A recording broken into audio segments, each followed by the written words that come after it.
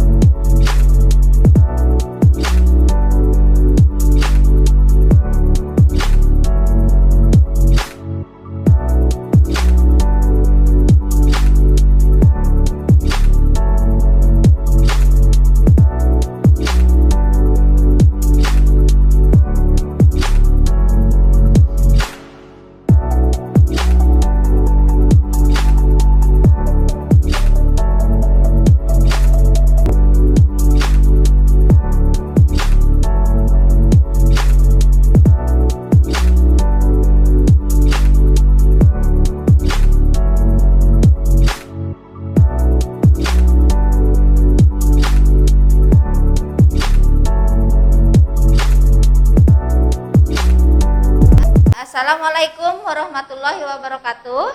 Waalaikumsalam warahmatullahi wabarakatuh. Apa kabar hari ini anak-anak? Waalaikumsalam. Ya, terima kasih ya. Semoga kalian pada hari ini ya kalian tetap sehat, ya kalian tetap bahagia. Dan pada kali ini Ibu tetap mengingatkan kalian tetap menjaga protokol kesehatannya. Ya, yang 3M masih ingat? Apa saja? Pakai masker, cuci tangan, menjaga jarak. Oke, baik ya, terima kasih. Selanjutnya, ya sebelum pembelajaran kita dimulai, kita berdoa dulu sama-sama. Ya, untuk berdoa silahkan Nadia pimpin doanya. Marilah kawan-kawan sebelum kita belajar, kita berdoa terlebih dahulu. Berdoa dalam hati mulai. Selesai. Ya, terima kasih. Ya, semoga pada hari ini kita selalu dilindungi oleh Allah Subhanahu wa taala. Nah, baiklah anak-anak, masih semangat? Ya. Terlebih dahulu Ibu absen dulu. Ya. Kira-kira ada yang tidak hadir hari ini? Ya, hadir semua ya. Oke, hadir semua ya. Selanjutnya ya, agar kalian tetap semangat ya, kita akan melakukan tepuk PPK terlebih dahulu ya. Untuk melakukan tepuk PPK-nya silahkan kalian berdiri dulu ya. Oke, kita mulai ya. Sudah siap semuanya?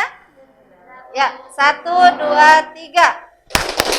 Religius, nasionalis, mandiri, gotong royong, integritas. Semangat? Oke, masih semangat ya. Selanjutnya ya, jangan duduk dulu ya. Kita akan melanjutkan untuk menyanyikan lagu Indonesia Raya ya. Kalian di dalam menyanyikan lagu Indonesia Raya, ya silahkan kalian sikap sempurna, ya tidak ada yang bercanda. Sudah siap semuanya? Oke, ya.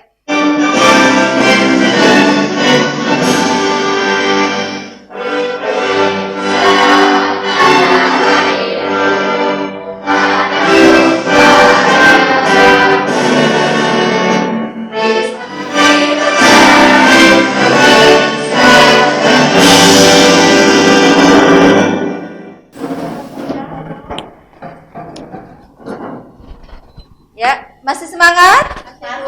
Oke, harus semangat terus ya. Nah, selanjutnya ya sebelum pembelajaran hari ini kita mulai, Ibu akan mereview terlebih dahulu ya pembelajaran yang minggu lalu. Ada yang masih ingat kita belajar tentang apa? Oke. Tentang campuran. Oke. Ada yang tahu campuran itu apa saja? Saya, Bu. Ya? Ada dua, Bu. Campuran homogen dan heterogen. Ada campuran homogen, ada campuran heterogen. Baik ya, berarti kalian masih mengingatnya ya.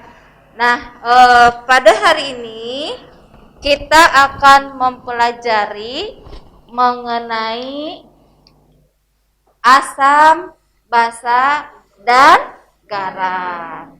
Nah, di depan coba kalian perhatikan ya, ada gambar apa di depan? Ada gambar nanas. Apalagi? Oke, jeruk. Ada apa lagi? Tomat, ya, lemon. Pernah nyoba makannya enggak? Pernah nyoba makan? Rasanya apa kira-kira? Manis, asam, atau pahit? Asam, ya. Nah, ya. Nah sekarang kan kalian akan mempelajari asam, basa, dan garam. Nah, kenapa kita harus mempelajari asam, basa, dan garam? Nah, kalian tadi sudah melihat di depan ada gambar, ada vitamin, ada gambar jeruk, ada gambar nanas, ya. Setelah kalian mempelajari ini, nanti kalian di dalam kehidupan sehari-hari dapat menentukan apakah ini merupakan asam atau merupakan basa atau merupakan garam. Nah, itu manfaatnya kalian akan mempelajari materi yang akan dipelajari hari ini. Nah, oke. Tujuan pembelajaran kita hari ini ya, yang pertama adalah kalian diharapkan dapat mengidentifikasi larutan asam, basa, dan garam dengan benar. Kemudian kalian diharapkan dapat melakukan penyelidikan tentang sifat larutan asam, basa dengan tepat. Yang ketiga, kalian diharapkan dapat menyelidiki bahan alam yang dapat digunakan sebagai indikator alami dengan benar. Ya, dan yang terakhir, setelah melakukan percobaan, kalian diharapkan melakukan presentasi data hasil penyelidikan tentang sifat larutan asam basa dan indikator alami dengan benar. Ya, itu tujuan pembelajarannya. Selanjutnya, ya, di depan Ibu akan menampilkan video. Silahkan kalian simak dan kalian perhatikan video tersebut. Ya, silahkan ya.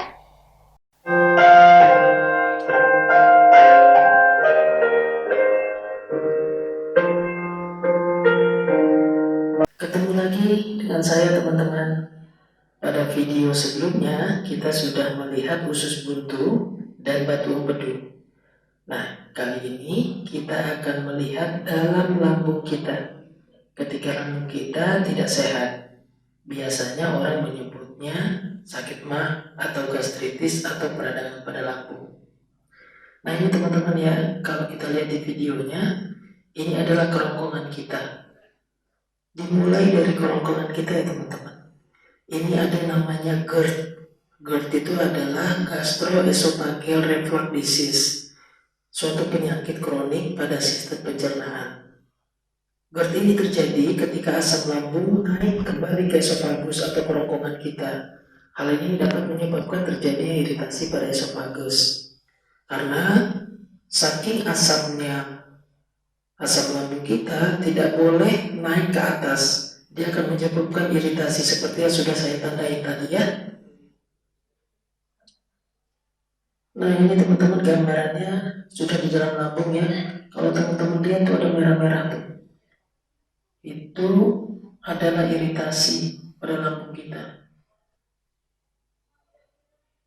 Ini juga tampak seperti air ludah ya teman-teman ya. Itu adalah gas yang di dalam lambung teman-teman semua. Maka teman-teman suka bersendawa atau mengeluarkan gas. Nah dari situlah adanya sendawa itu. Banyak teman-teman yang bertanya, apa sih gastritis itu atau sakit mah? Nah, gastritis merupakan penyakit pada lambung yang terjadi akibat peradangan dinding lambung.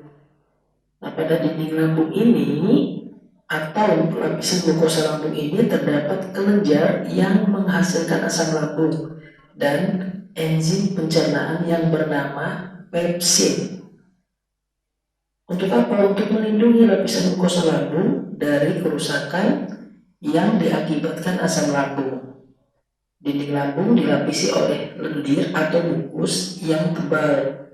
Apabila mukus tersebut rusak, maka dinding lambung rentan mengalami peradangan. Secara umum, gastritis dibagi menjadi dua jenis, yaitu gastritis akut dan kronis. Dikatakan gastritis akut ketika peradangan pada lapisan lambung terjadi secara tiba-tiba. Gastritis akut akan menyebabkan nyeri ulu hati yang hebat, namun hanya bersifat sementara. Sedangkan pada gastritis kronis, peradangan di lapisan lambung terjadi secara perlahan dan dalam waktu yang lama. Nyeri yang ditimbulkan oleh gastritis kronis merupakan nyeri yang lebih ringan dibandingkan dengan gastritis akut. Namun, terjadi dalam waktu yang lebih lama dan muncul lebih sering. Nah, dari video tadi ya, siapa yang dapat mengemukakan masalahnya? Saya, Bu. Oke, Anissa. Itu video tentang lambung yang terkena sakit mah ya, Bu? Oke, itu video yang terkena sakit mah ya, Bu. Oke, selain Anissa, siapa lagi? Saya Bu, Oke, Hafid silahkan. kenapa sih Bu orang kena asam lambung? Kenapa sih orang bisa kena asam lambung ya? Kalian pernah merasakan asam lambung? Pernah? Gimana rasanya? Sakit, perih ya, perih, sakit ya itu. Nah, untuk menjawab masalah ini nanti kita akan melakukan percobaan. Nah, di sini ya di depan kita punya ilustrasi ya. Ada orang yang kena sakit mah atau lambung ya, seperti yang dirasakan kalian ya. Apa yang dirasakan pada saat sakit lambung ya, ada mual, ada perih ya. Nah, orang tersebut ya, dia merasakan bagaimana rasanya sakit lambung. Nah, untuk mengobati atau mengurangi rasa sakit lambung ini ya, bagaimana ya caranya? Dapatkah ini diobati dengan benda-benda atau apa yang kita suka temukan di dalam kehidupan sehari-hari yang ada di rumah ya. Oke. Nah, selanjutnya ya, untuk menjawab permasalahan tadi kita akan melakukan percobaan.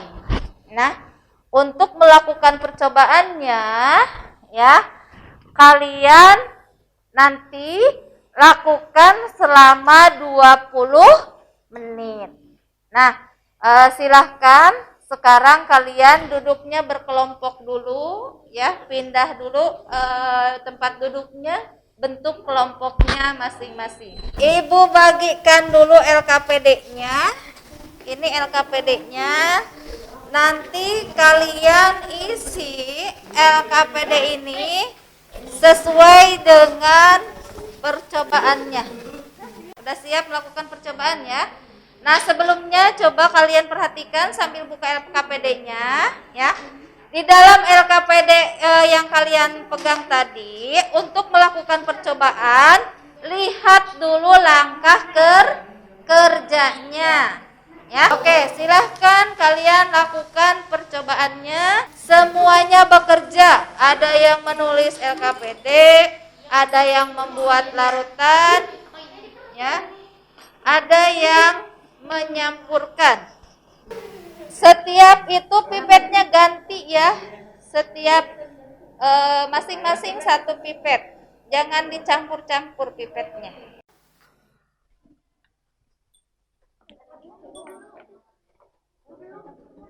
Gimana yang ini nih?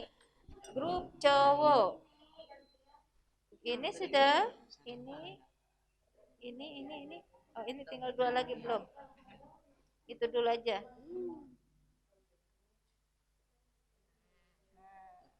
Lihat perubahannya ya.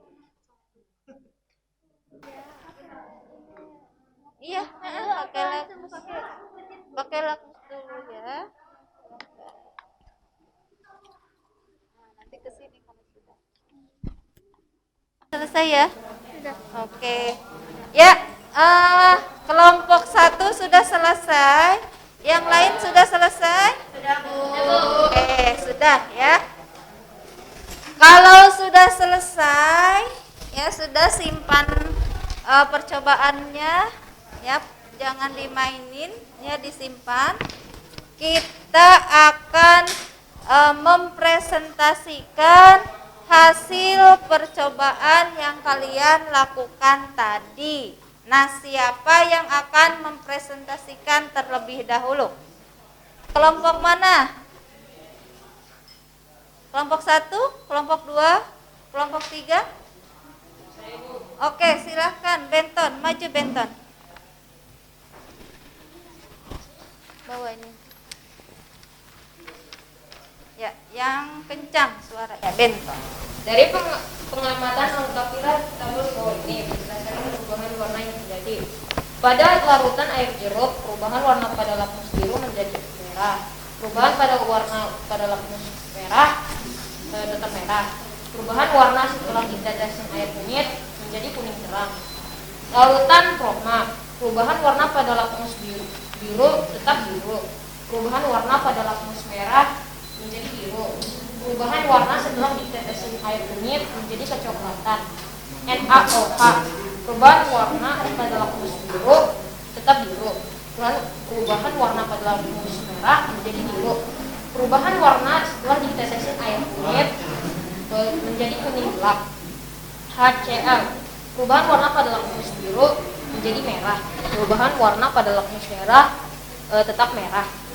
Perubahan warna setelah ditetesin air kunyit menjadi kuning terang.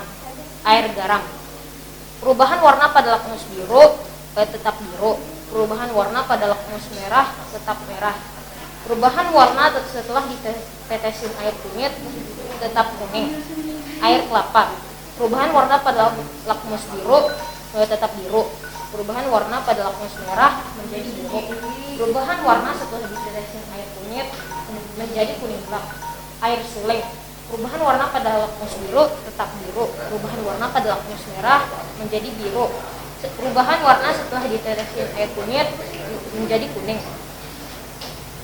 Kelompok bahan-bahan tersebut ke dalam kelompok larutan asam dan basa.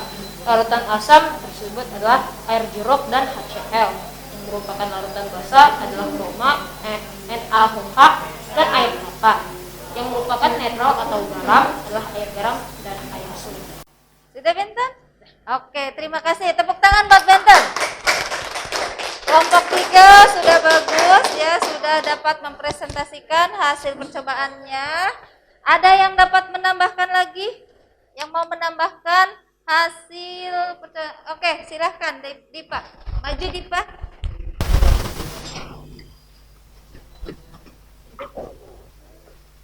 Ya, yang kencang Dipa suaranya. Dari hasil pengamatan, manakah minuman yang sebaiknya diminum ketika asam lambung naik? Berikan penjelasan. Dari hasil pengamatan, larutan yang bersifat basah adalah kromat dan air kelapa. Kadar asam yang tinggi di lambung apabila bereaksi dengan kromat yang bersifat basah akan terjadi netralisasi, sehingga pada saat sakit mah lebih baik minum kromat karena kromat bersifat basah. Begitu pula dengan air kelapa karena air kelapa bersifat basah dan mengandung alkali sehingga dapat membantu meredakan gejala sakit mah. Dari hasil pengamatan, manakah minuman yang sebaiknya tidak dikonsumsi ketika asam lambung naik? Berikan alasanmu. Dari hasil pengamatan, ada beberapa larutan yang bersifat asam. Salah satu contohnya air jeruk. Air tidak bisa dikonsumsi apabila asam lambung kita sedang naik, karena pada saat asam lambung naik kemudian minum yang bersifat asam juga, maka kadar asam di lambung akan semakin naik. Oke, terima kasih Dipa. Tepuk tangan lagi buat Dipa. Nah, ada yang mau menambahkan? Tidak ada? Cukup? Oke, ya. Kalau tidak ada, ya, kita coba simpulkan dari percobaan tadi. Siapa yang mau menyimpulkan? Silahkan. Oke, Renata, baca di situ aja menyimpulkan. Asam lambung naik karena disebabkan oleh tingginya kadar asam yang ada di lambung, dan hal ini dapat menyebabkan bisa lambung sehingga lambung terluka dari saat asam lambung naik. Sebaiknya minum atau makanan yang bersifat basah, dan caranya kromat karena lambung akan terjadi netralisasi dengan air kelapa, karena air kelapa bersifat basah dan mengandung alkali sehingga dapat meredakan gejala sakit mah. Oke, sudah Renata. Oke, terima kasih. Tepuk tangan buat Renata. Ya. Nah, itu kesimpulan dari kelompok 4 diwakili oleh Renata. Ada yang mau menambahkan kesimpulannya? Ya Bu, Oke, silahkan. jadi menurut saya dari hasil percobaan tadi, apabila ada orang terkena sakit mah lebih baik makan atau minum yang bersifat basah. Lebih baik makan atau minum yang bersifat basah. Oke, masih ada yang mau menambahkan? Saya Bu, Oke, sana silahkan. dari hasil percobaan tadi yang bersifat basah, kromat dan air kelapa. Jadi apabila orang yang terkena sakit mah lebih baik minum kromat atau air kelapa. Oke, terima kasih. Ya, sana sudah dapat menambahkan kesimpulannya. Nah, sekarang kita akan menyimpulkan sama-sama, ya. Dari hasil percobaan yang kalian lakukan tadi, yang pertama kalian dapat mengidentifikasi mana yang bersifat larutan yang bersifat basah, mana larutan yang bersifat asam. Ya. Larutan yang bersifat asam dan basah tadi kalian coba uji dengan menggunakan indikator alami dan indikator buatan. Apa indikator alaminya? Air kunyit, ya. Tadi indikator buatannya yang kertas itu namanya kertas apa? Lakmus. Oke, ya, bagus. Nah, dari kertas lakmus yang kalian uji tadi, bahwa kalau larutan yang bersifat asam tadi sudah Benton sampaikan, ya. Larutan yang bersifat asam, lakmusnya, ya, apabila lakmus biru dia akan berubah menjadi merah. Betul nggak tadi yang kalian lakukan berubah? Betul. Oke. Nah, sedangkan larutan yang bersifat basah, ya, lakmus merah akan berubah menjadi biru. Betul nggak biru? Betul ya. Oke. Nah, dari identifikasi larutan tadi, ya, selanjutnya kalian menjawab permasalahannya. Tadi ada orang yang terkena sakit mah. Pada saat orang sakit mah, ya, kadar asam di lambung kita sedang tinggi. Bagaimana agar dapat mengurangi kadar asam tadi? Yaitu dengan cara meminum minuman, air kelapa. Betul. Kenapa mesti air kelapa? Karena air kelapa bersifat basah, ya. Kenapa mesti yang bersifat basah yang diminum? Karena, ya, asam lambung tadi apabila kita minum air kelapa atau proma atau larutan yang bersifat basah, di lambung akan terjadi netralisasi. Oke, ya. Paham untuk percobaan kali ini? Paham. Oke, ya. Nah, kita sekarang akan memahami juga apa itu larutan asam, ya. Apa itu larutan basa. Nah, ciri-ciri larutan asam, perhatikan ke depan semuanya, ya. Apa itu larutan asam? Larutan asam itu suatu zat jika dilarutkan ke dalam air akan menghasilkan ion H+. Ya. Ciri-cirinya apa? Apabila dirasa nanti rasanya akan asam. Kemudian bersifat korosif, ya. Kemudian derajat keasaman kurang dari 7, ya, pH-nya. Kemudian tadi seperti yang dilakukan percobaan kalian dapat merubah lakmus biru menjadi merah. Nah, itu ciri-ciri asam. Kemudian ciri-ciri basa, ya, basa rasanya pahit, ya. Kemudian terasa licin di kulit, ya. Nah, apabila dicoba dengan lakmus, ya, yang bersifat basa tadi, ya, warna merah akan berubah menjadi biru. Kemudian kalau garam itu merupakan senyawa yang terbentuk dari reaksi asam dan reaksi basa. Nah, itu jadi ini garam juga dikatakan sifatnya bersifat netral. Nah, itu materi kali ini yang dapat Ibu sampaikan hari ini, ya. Ada yang mau ditanyakan? Tidak ada? Sudah paham semuanya? Sudah paham. Oke. Kalau sudah paham, ya, untuk tugas kalian, ya, tugas minggu depan, silahkan kalian kerjakan tugasnya di GC kalian masing-masing. Ada GC-nya sudah? Sudah. Ya, di situ Ibu hanya menyampaikan 5 soal saja.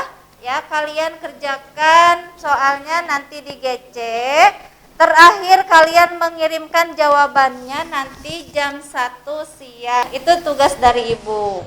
Ya, sudah paham semuanya? Untuk tugasnya ada yang ditanyakan? Tidak. Oke, ya, kalau tidak, bagaimana untuk percobaan kali ini?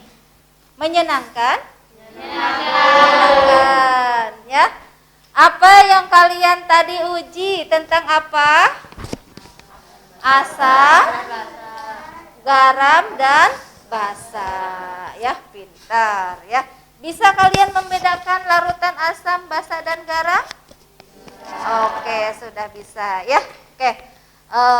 Kalau sudah tidak ada yang ditanyakan lagi, ya, untuk materi yang akan datang, Ibu ingatkan lagi, yaitu mengenai pemisahan campuran. Sudah paham semuanya? Silahkan untuk mengakhiri pembelajaran kita hari ini, ya.